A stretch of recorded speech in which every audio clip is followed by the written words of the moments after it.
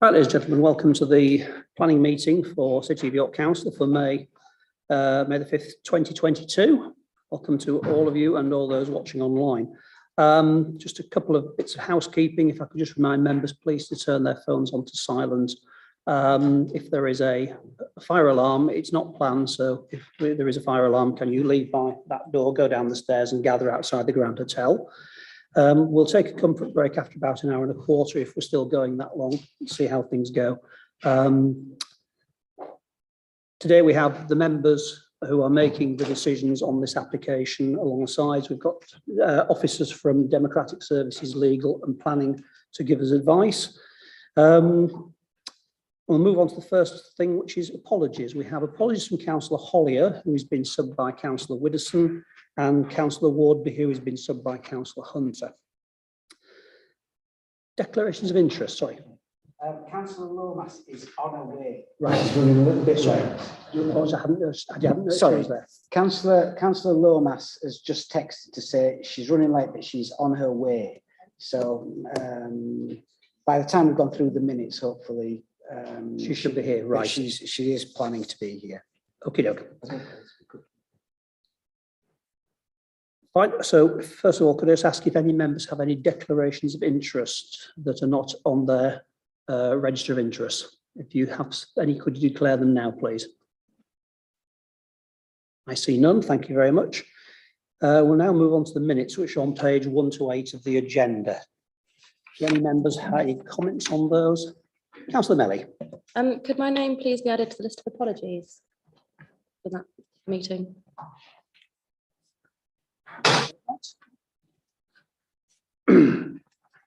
Councillor Eyre. I echo what my esteemed colleague said. My apologies are. I mentioned I wasn't there, but it doesn't have actually have apologies in. Right, I see. Yeah. If we just make those amendments before I sign them. Okay. Right, so we now have Councillor Lomas. We're just marking time till you got here, don't worry. Cheers. Okie doke. Public participation. There is no public participation on the general remit of the committee, so we can leave that one. And now we come on to our plans list. We have only one item today, which is item 4A, Alton Cars York, 3 James Street, which is a resubmission of an application for the demolition of existing buildings and redevelopment of the site for purpose-built student accommodation. And so I think first and foremost, I'll go straight over to Jonathan. If you could introduce this, please. Thank you. I'll just go through the presentation, and there's a brief update that's been circulated to members as well.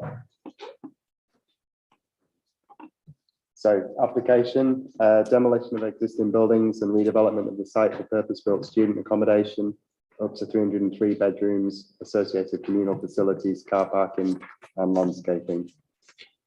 This slide shows the site in context, outlined in red. Got the apartment residential buildings to the west, student accommodation to the south, and then warehouse type industrial buildings otherwise on James Street. Photos, this one is the one on the left is taken from the apartments. It's a view between 2 of the apartments looking towards the application site. The next one is of the site boundary, and you can see the side elevations of the apartments that look towards the application site. Side elevation of the apartments, again looking towards the northwest corner of the application site, and a view along James Street looking north beyond the site. That's another view from James Street. This one's looking south towards Lawrence Street, and the existing building is on that image, and the car parking on site. This is the outline site layout, almost A-shaped layout, courtyard in the centre, and on the south side of the site there's a substation and car parking area on the south side, and in the southeast corner is the change from the previous scheme where a public open space landscaped area is proposed. This image shows the layout in context to the apartments to the west, and it's got the dimensions annotated on there, which show the comparable separation distances between the apartments that look at each other at the moment and between the proposed building. These are the elevations. So first, the top one is the one looking north. Bottom one is the one looking west towards the apartments. The yellow outline is the outline of the buildings neighbouring the site. Top one here is the south elevation. The lower one is the east elevation looking onto James Street. This one is ground floor plan. Shows the communal areas and the clusters and the cycle parking storage. This is one of the typical upper floor plans. This one is the top floor where the rooms are in the roof. This is a typical layout for the bedrooms. So you've got a mix there of the bedrooms that are part in the clusters, and then the studio, as they're referred to, rooms that have got their own amenities, got their own kitchen facilities. This one is to show how the layouts work on the top floor. There was a query at the last committee meeting about how much space was in those apartments which are on the top floor. So this is to show those apartments set out with furniture and how the head heights work in those areas. This slide is evidence from the applicants, which shows it compares floor areas and layouts of what's proposed in this scheme compared to other purpose-built student accommodation that has recently been approved, and it shows that generally or predominantly that the rooms within this scheme are slightly larger than other schemes that we've approved.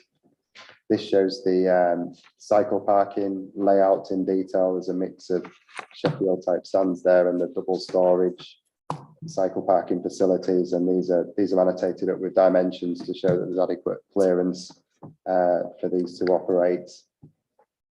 The lower bottom left slide shows where future provision could be provided and how that would be laid out if that's necessary. Then we've got a series of indicative sort of models showing the proposed building. So these are both sort of high level, looking towards the northern side of the site is the one on the left. So you're looking towards the sort of northeast corner, and then the other one is looking towards the southeast corner, and you can see the new landscaped area proposed on there. This is an indicative drawing to give you an idea of how the proposed public open space could look in terms of what it could accommodate and spatially how big it would appear. These two, the next two images, this one shows the scheme that was refused last time, looking along James Street. So that the key changes are the gable end that you can see just beyond the tree, and above the main entrance where the grey cladding steps out. So those two areas have been changed in the revised scheme. So if I flick to the next slide, you can see the open space appears in that corner, and the projecting area above the entrance, that's been taken out. That was something that's before previous scheme and the new one, and that was a change that Civic Trust were keen to see on the building that's been addressed by the applicants. These are more images showing, again, that's what was proposed previously and rejected, and then this one is the new scheme that shows the changes at the main entrance. Another image of that proposed open space. That's the extent of the slideshow. The committee updates, we've got, since the committee report was drafted, we've got the comments from Highways Network Management, which we've summarised. There are no objections in principle. There are some conditions that they've recommended, which we've got accommodated in the recommended conditions already. There's an update from the flood risk management team in respect of the drainage. We previously had a condition that sets out the steps of the sustainable drainage hierarchy that we asked developers to undertake, and they've done the first step in that they've tested whether soakaways work on the site, and they don't. So the next step would be to provide on-site attenuation, and the drainage would then connect into the sewer network. We've got a proposed amendment to condition number 18, which relates to landscaping, and it's It's purely just an adjustment to add in there a reference to hard landscaping and set an expectation that we'd like to see seating within that landscaping scheme, which is suggested on this image. So that's the extent of the update. Thank you very much indeed for that. Before we go into questions, I think we've now established a principle that we ask for public participation. So we've got all the information in the public domain. That means we don't have to ask the same question twice. We have one public speaker today. It's Gavin Douglas, who is the applicant in support. So if you'd like to come up and I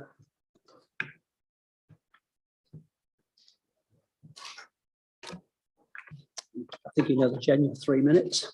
Thank you, Chair. Councillors, good afternoon. We return today to respond directly to the reasons for refusal. Firstly, it was considered that the application would equate to overdevelopment. We weren't clear from the discussions held during the committee exactly where or why you felt the scheme would cause harm. Discussions centred on James Street, where we have directed our efforts on reducing the size of the building, reducing the number of rooms and therefore students. We've concentrated this in one area to generate space that can be used to respond to other comments that were made. For instance, the reduced footprint has enabled us to provide a pocket park in the southeast corner. This responds to Councillor Lucker's concerns that there's too little green space in the surrounding area. We considered including a tree-lined margin along James Street, but this would not be in keeping with this area of York, where the surrounding streetscape is defined by buildings on the footpath. Instead, the park concentrates increased soft landscaping into an area that is accessible and visible, where trees have space to flourish and people can benefit from the improved public domain with views across the space to the courtyard beyond. In the revised scheme, we now offer land for adoption for a shared cycle and pedestrian footway along James Street and changes to the junctions on Brinkworth Terrace and Elvington Terrace, where raised crossings will provide safer pedestrian and cyclist movements and reduced curb radii will reduce traffic speeds. Committee discussions suggested the size of bedrooms were insufficient. We're able to clarify that the room sizes proposed are at least as large and in many cases larger than all recently approved schemes in York.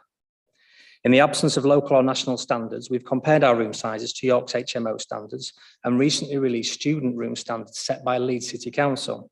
We exceed both of these. This includes rooms contained within roof spaces, excluding eave space. In addition, cluster rooms benefit from generous shared spaces in each apartment, and all rooms enjoy access to the large internal and external amenity spaces. We're all aware of York's ongoing demand and undersupply of student housing. We need to house York students in appropriate, sustainably located and well-managed properties. Officers have confirmed that our revised proposals address the reasons for refusal of the previous application, that the scale is appropriate, there will be no harm to the setting of a central historic core conservation area, and there will be no undue effects on neighbours and a favourable effect on the highway. We consider that the revisions add to the list of benefits provided by the development. We trust you will recognise the changes made in response to your previous concerns. You will be aware of S. Harrison's long-standing reputation for collaborative work and engagement. We're here to answer questions, so please take this opportunity to speak to us directly and allow us to respond to any specific areas of concern you may still have. Thank you. Thank you. Do members have any questions? Councillor Douglas, then Councillor Doughty. Thank you, Chair. Thanks for that presentation. I've noticed you said that there's land up for adoption to enable a segregated footway and cycleway. Can you explain how you foresee that working, please? Certainly. So along the eastern side of the site, you can just about make it out hatched in sort of a magenta purple tone down the eastern side of the landscaping that separates the building from the footpath on James Street. Now, the footpath is already relatively comfortable to accommodate pedestrians. It's not quite large enough to accommodate pedestrians and cyclists. So what we're offering is that we will offer some of our land across to the highways team for adoption, but we will undertake the works as part of the scheme. So there'll be no financial burden on the highways team, but so the idea is at the end of that, there'll be a transfer of land for adoption to the highways team. How wide is that area that you're giving up for adoption? It will be at least 3.5 metres wide, in line with the highways officers' request. So we undertook consultation with highways before offering this to officers, just to check that they think it's appropriate and that they fully support that approach. Councillor Doughty. Thank you, Chair. I'd like to read a paragraph on page 12, comments from Waste Services. It states that the bin store in the application is significantly too small City of York Council will not collect waste from the site if our waste management requirements are not satisfactorily achieved. It will be the responsibility of site management to arrange an alternative waste collection service. The bin store is also a long distance from the residential areas. Bin storage areas should be easily accessible for the dwellings that they serve. A travel distance of no further than 30 metres is recommended. So my question from that is two-part really. First of all, how can you give the committee reassurance that one, that you'll not be creating a potential public health risk to the students that are living on site, and also for neighbouring properties if the distance from the bins is considered too far by officers? Okay, so firstly, in terms of public health risk, the waste management team have assessed it against their criteria for fortnightly collections. But given the size and scale of this property, it will be managed through a private refuse collector. So we operate over 500 beds at our scheme at Abode on Navigation Road in York. And we have collections much more regular than once every 2 weeks. In fact, if anything, it would pose more of a public health risk to have irregular collections because waste is sat there for much longer. So it's not in our interests or the public's to collect waste as irregularly as every 2 weeks as you would in a typical domestic situation. With 300 students here, there'll be far more requirements for that. Just to follow up from that then, please. What frequency do you envisage that you'll be collecting, and how will this be managed in terms of, commitment? Is this something that you're prepared to commit to under a condition? Certainly, yeah, of course. It won't be in ours or the operator's interest to not collect waste as regularly as is required to keep it clean. So, of course, we'll provide a waste management plan through condition. That's not a problem whatsoever.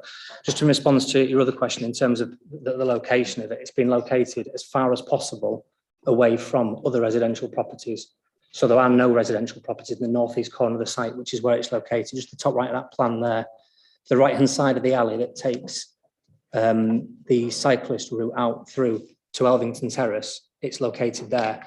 So it's located far enough around the corner so that the waste vehicles can safely park, but not so far that it's going to disrupt the residents further to the west. Thank you. Thank you.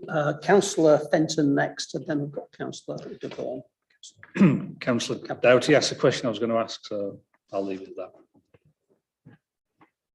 Okay, I think Councillor Pavlik, sorry, you had a question. Oh, sorry, apologies. Right. Sorry, supplementary on that particular point. Can I just clarify in terms of your design of this? Is it will it provide for separation of recycling, or is the intention to commingle and then have that separated when it's after it's collected? So typically the cluster apartments will have individual bins within each kitchen, which will segregate recyclable waste from standard waste. Okay. Likewise, each of the studios will have, within the kitchen cupboard, will have individual segregation units, and then there will be different size and types of bins contained within the bin store. So room for that? Yes, yeah, there's plenty. Okay, I think Councillor Pavlik, you're next. And then we've got Councillor Lomas and Councillor Barker. Excuse me. Thank you. Paragraph 3.12 from Yorkshire Water, page 13. It's about the discharge of water into the public sewer. Obviously, 303 bedrooms are going to put a significant amount of water into the public sewer. The soakaways aren't going to work. So what is the did you call it attenuation, Jonathan? Yeah, attenuation plan that you've got for discharge of water, particularly at peak times? Can I just address the first part of that question? Yeah. So when we're talking about the quantum of students, the number of students in this space won't affect the amount of surface water that's being collected. It's the footprint of the building that will. Now, the existing footprint of the building that's on site currently is significant. It's predominantly hard landscape with a very small sliver of soft landscaping down the eastern side. We've got a much greater area of soft landscaping on our site, significant. I can't remember the exact figure. I've got it here if it's of interest. So our first approach is to limit the amount of rainwater that's collected. So we're actually having a positive impact in that regard straight away. Local requirements and national requirements send us down a route of a hierarchy of drainage approach. So first of all, in terms of sustainable drainage strategies, we look at infiltration, which is what we've done with the soft landscaping. For all the rainwater that we collect, we assess soakaways, because it won't be appropriate to undertake swales or detention basins or somewhere like this. To that end, we've actually tested the existing ground on site, and it's not appropriate for soakaways. There's many areas in York aren't. So because of that, we've already got a drainage strategy that's been agreed with the drainage officers and with Yorkshire Water, and we've got that in writing. It's in the appendix of the drainage strategy. The attenuation will be located under the courtyard and predominantly under the car park at the front. It will be in cellular tanks that take the rainwater in, it stores it, and then there's a hydrobrake valve, which in effect reduces the flow rate into the drainage system. So those two things combined mean that we'll have a significantly lower output of surface water into the sewers than the existing situation. Thank you. Councillor Lomas.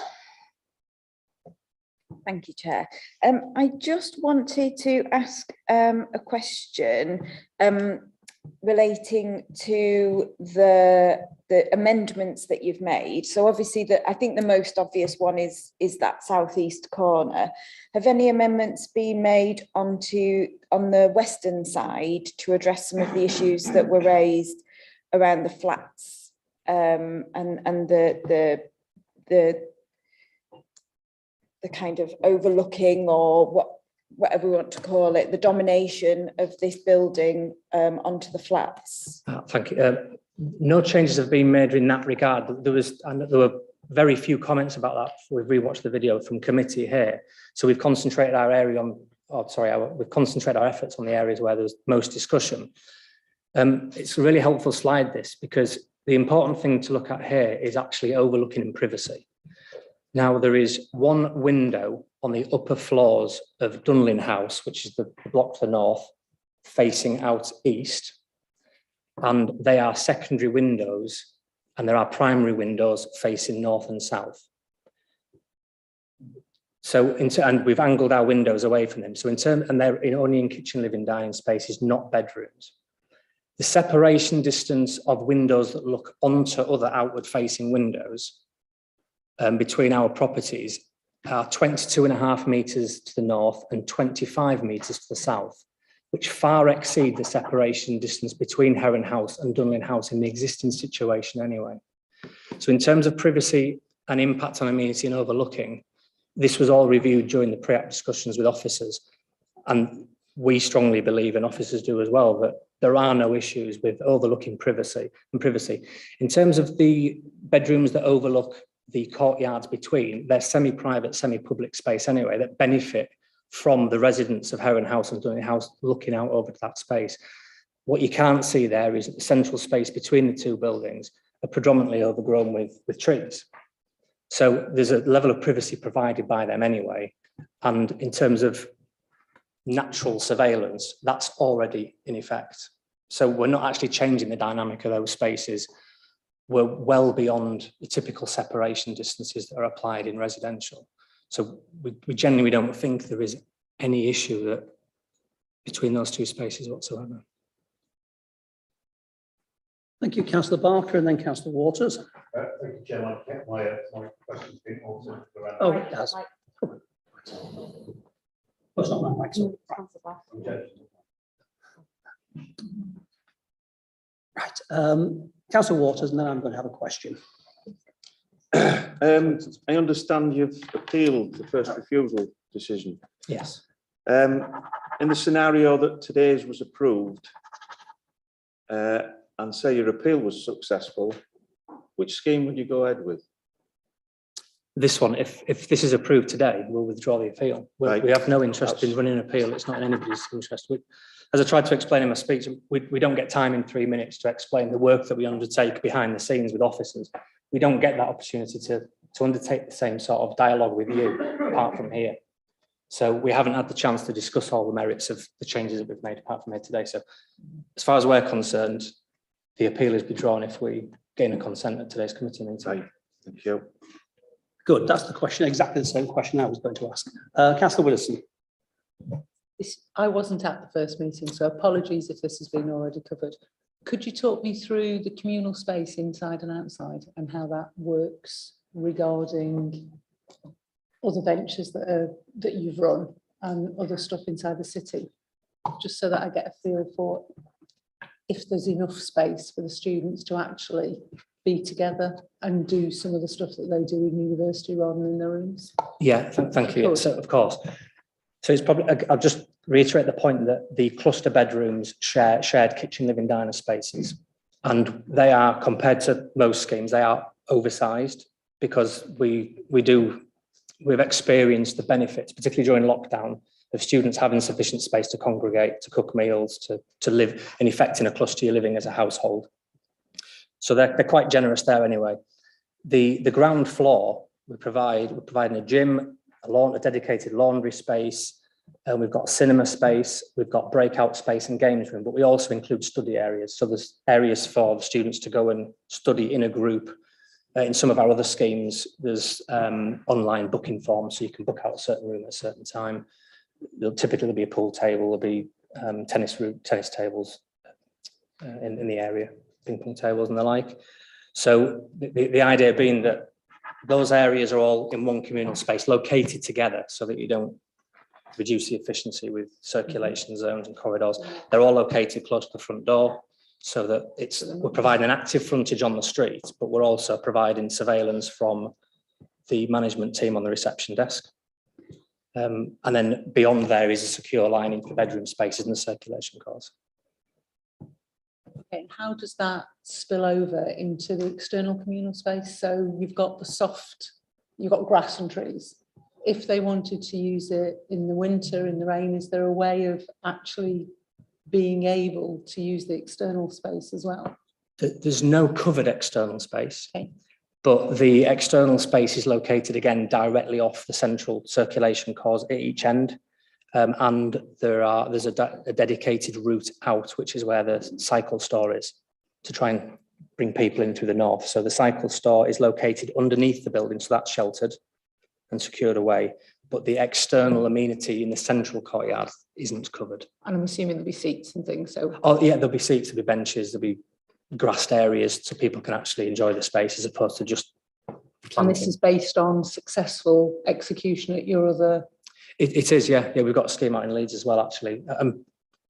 All of our schemes incorporate external amenity space for that very reason, unless it happens to be right next door to a massive open space. But in city centres, it's important to provide that because it's on site. They can use it, they can congregate. Okay. Thank you for that. Can I ask one other small question? Have you had the opportunity to talk to Tia about the scooters and the e-bikes and things and see how that could work in? We haven't, no. Okay, can Happy I to do ask so. if you have that conversation, because it's very successful with the students. We've got 20,000 trips a month now, Right, happening okay. on the scooters and on the e-bikes. And given the location, it might be spot on for both of you to work together. Not a problem. I'll take that away. We've got a condition for a travel plan anyway, so that'll pop up as part of that. There is already an electric scooter park directly to the south, just the other side of Elverton Terrace. So there's a number already, but. Do members have any more questions for Mr. Douglas? Nope. In that case, I'll thank you very much for your contributions. Thank you. I've answered the questions, and now we'll move on to members' questions to Jonathan Kenyon. Members have any questions for Jonathan? Thank you. Mark, Mr. Waters. Sorry, Councillor Waters. I was going to say I found it surprising, but it's more disappointing to read condition 18 and then the landscape update, whereby the pocket park that everybody wants to make this acceptable, in theory, could be wiped away after 5 years. Why isn't it there for the lifetime of the development? Why do we have to keep saying this month after month after month? I assure you, Councillor Waters, that was on my list of amendments to make. So I would want condition 18 to be not 5 years, but in perpetuity. Otherwise, we could end up with no pocket park. We can amend that condition if you want, can't we? That's. It is actually stupid that we do have to keep amending it. Why can't it be written in somewhere? Well, the condition still requires the landscape to be there, so it doesn't mean after 5 years someone can develop over it. The idea behind the 5 years has always been in planning that's a reasonable time for it to establish. So that's within 5 years, you know whether something is going to survive or not. So that's why we tend to use 5 years, and we can amend it if members think it's necessary. We do. Condition number 23 does have a bullet point as well, which relates to how the outside amenity spaces are managed and maintained. Number 6. So that requires us to agree a management and maintenance scheme for those open space areas to ensure that there's an upkeep there over the lifetime of the development. And condition 23 also includes the waste management plan. So we've got that covered as well, which was something that members were concerned about. Councillor Douglas and then Councillor Waters again. Can I ask if the adoption of the land to increase the width of the footway is actually feasible and the likelihood of that actually happening? Thank you.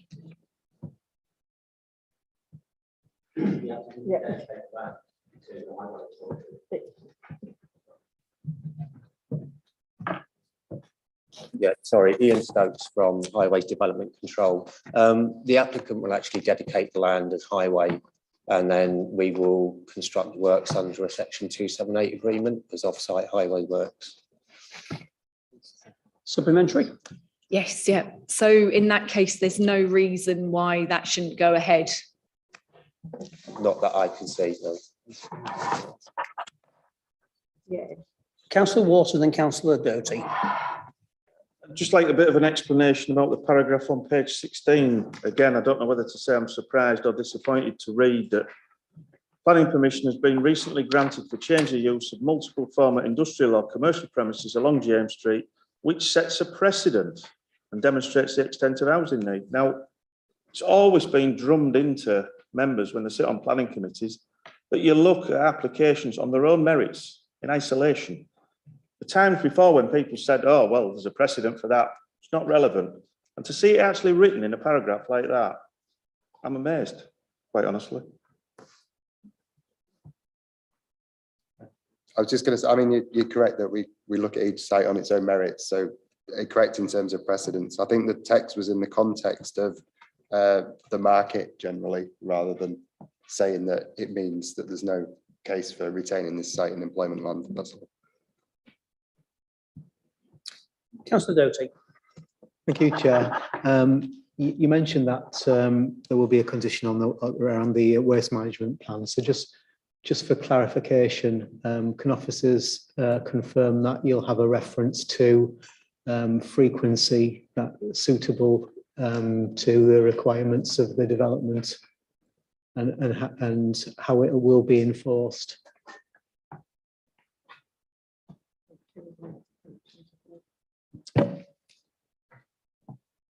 Yes, we've got the scope within there in condition 23, the second bullet point to agree the methodology, so that there can be an expectation as part and parcel of that it includes a frequency and a justification around that as to why that's agreed as appropriate in the context of the size of the waste storage area that they have. And that's more than an informative, it's actually something that the council will be able to enforce. Yes, it's a specific condition that, rather than informative, because it's acknowledged that, and it's set out here that the council won't collect waste from the site because there's not the capacity there. So we have to agree that commercial waste collection service. Yeah. Thank you. Can I just ask a question? Page 14, the Conservation Areas Advisory Panel. It says on the previous just let a noisy motorbike go. The panel commented on the previous application had no objection to the scheme, and then that was obviously refused. The new application is virtually the same, except for a small reduction in the building footprint, the southeast corner adjustment to the western elevation. The Panel therefore saw no reason to recommend approval of the scheme. That seems to be contradictory to what they were saying earlier on. Was that no reason to recommend refusal or?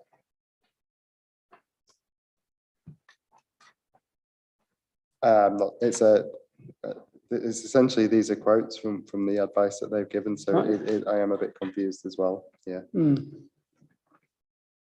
Just seems they're saying one thing on one application, then a better application, they're saying something different, but anyway. Councillor Fenton. Just clarification on the the land that will be gifted to the authority to for the creation of this expanded footpath, cycle path. Am I correct in thinking that the 3.5 metre width is such that it would have to be a shared cycle footpath and it wouldn't be wide enough to be a segregated footpath, cycle path? It'd be helpful to get clarification whether the shared space is a choice or a necessity because of the available width. You see Ian nodding and he's saying yes, it'd have to be shared. Councillor de Gaulle, then Councillor Waters.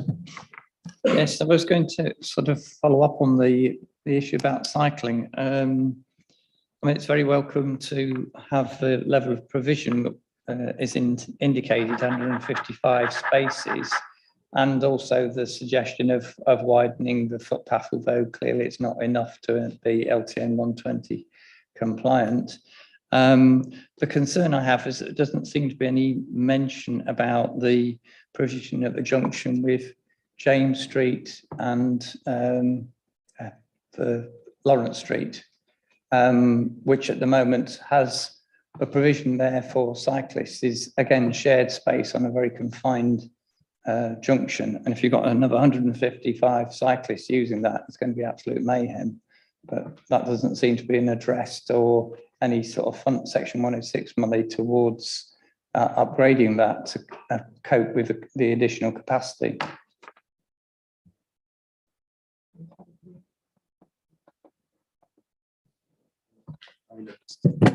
We haven't really got a scheme as such, and it would take some quite considerable amendments to that junction. I believe it is on the scheme list. Whether it's got anywhere is another question. The Lawrence Street and James Street junction. There's a provision for cyclists to cross over there to low traffic neighbourhood Regent Street, which is traffic calmed, which is a route that some students would choose to use to reach the university.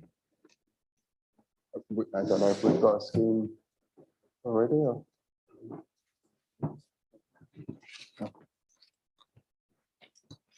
Sorry, Amelia. I'm aware that the Lawrence Street, James Street junction was improved a few years ago to include cycle crossing facility, but I wasn't aware that there was a current scheme in the council's programme to improve that.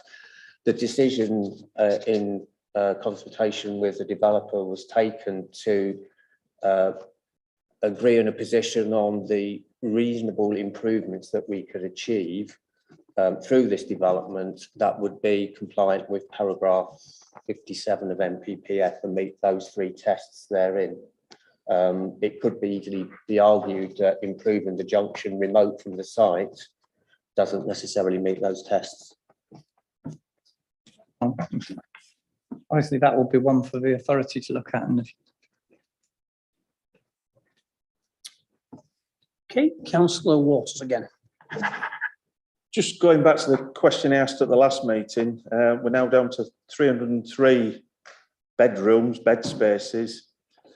What does that translate to in housing units for record keeping purposes? Now, I'm hoping that the answer is not, oh, that's difficult to answer, because you've had another period of time to think that I would probably be raising this again. So I hope somebody can give us an answer.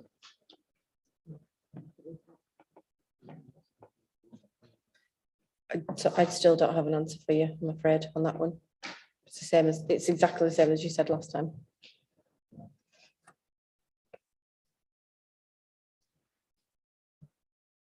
Right, any further questions from members? In that case, we'll open it up to debate. I'd like to kick off.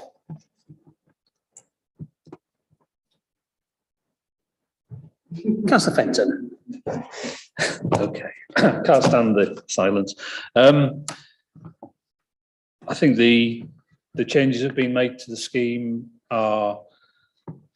represent an improvement on what was considered the last meeting. I think it's been really helpful to hear from the applicant who has provided some clarity on various aspects of the scheme that were a cause of concern at the last meeting, particularly in relation to the proximity of neighbouring residential properties, and I'm so comforted by what's said on that front in terms of the positioning of the windows and measures taken to avoid overlooking. The pocket park, I think, will be a welcome addition to this area, which is obviously by its historic industrial nature. There's not an awful lot of green space. We've had an explanation around the waste arrangements. Like Councillor Doughty, I was concerned to see the comments from the council's waste team, but the applicant has helpfully confirmed that the frequency of waste collection is the reason for the relatively small size of the waste storage area. So that was one of the concerns I had that has been assuaged. And really looking at the report and the officer's recommendations, I do struggle to see any valid planning grounds on which we could refuse the application. So I'm happy to move approval. Is that seconded by anyone? Councillor Widdowson? Do you wish to speak on it, or? I actually think it's one of the better schemes that I've seen over the period of time that I've been involved in planning. I'm pleased to see the increase in communal area, and I'm pleased to hear that over the pandemic that it's proved its worth. So given where the site is, given the need inside of York and the way that the application has moved on from the initial application, I think it's a good scheme and we should approve it. To the members, Councillor Gorn. Yes, I think certainly significant improvement on the previous scheme, more open space, more amenity for residents of the development. One aspect which I would say I'm disappointed in, but this is not really the responsibility of the applicant, is the fact that we missed the opportunity on what is the orbital cycle route to get a section of LTM 120 compliant cycling on this quite difficult road. I mean, obviously we couldn't expect the applicant to improve provision on the rest of the stretch, but along their frontage, one would have thought that that would have been a requirement from this authority. Any other members wish to speak? Nope. Oh, Councillor Eyre, just beat the gun. Yeah, so happy to support this one. I think I do believe the original scheme would have been approved on appeal, and I think we always try to avoid planning by appeal. And I think in this case, what we've managed to achieve is planning by national appeal delay. And I think the applicant has been keen to try and avoid that and bring forward something a little bit quicker, which is why we have that strange nuance that Councillor Waters said about having two schemes. I think they're fully aware that they would get the original scheme if they wanted to. However, due to the need for expediency and national delays, they're happy to go with the compromise schemes and move things forward a bit quicker. So I suppose congratulations to those on the committee. I think we have a small window, perhaps as a committee, for enabling us to use some leverage in terms of the national planning appeal delays to get improvements to schemes. Sorry. To have conversations in the background, because I actually found it quite difficult to hear Councillor Eyre there. It wasn't worth hearing. I do have Councillor Doty, I think, a comment to make. Thank you, Chair. Well, I did think this was overdevelopment last time, and I'm still not entirely convinced it's not overdevelopment, but I do recognise that's an improvement, and there's been some compromise, particularly with that southeast corner And bearing in mind the appeal and the applicant having said publicly today that they would drop the appeal if we approve this one, then I think that might just sway me in supporting today. Thank you. Councillor Looker. Thank you, Chair. I can't see any grounds, as some various members have said, for turning this down, but I still have a residual regret that a city centre site like this is, and when we looked at it last time in the context of the wider buildings within a very immediate range of this one, we were concerned, and I still am concerned, that it is becoming a very, very heavily dominated student residential area. Now, I love students. I have grandchildren who are students. I was a student. They're marvellous people. But I do regret that another city centre site is no longer now available for people to live in, for homes, for residents. And I really do come back to the plea I'm making, probably not for the last time, but nearly the last time. We really ought to be looking at some sort of city centre plan that we can say these sites will be, in the same way as we look at the Greater York perspective. Why aren't we looking at the city centre? We are going to find ourselves piecemeal, because as somebody says, we just look at these piecemeal. We look at one application after another and we don't put it in context. And I perhaps look to my colleagues in a future administration to try and get to grips with sorting this out, because otherwise York is going to become, I don't know, a wholly anonymous place of 3-4-story buildings, which loses any sense of its character. And so I will approve it, but it's with huge regret. Thank you. Any further comments from members? Nope. In that case, we'll put it to the vote. Now, I think, have you got all the conditions that, including the change, the timescale of the landscaping and such like? Are members all happy? They know what they're voting on. Right, it's been proposed and seconded approval. All those in favour, please show.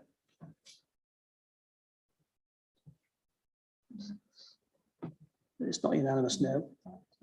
Those against? Councillor Waters against. That is then approved. And there being no items of further business, and close the meeting. Thank you very much indeed.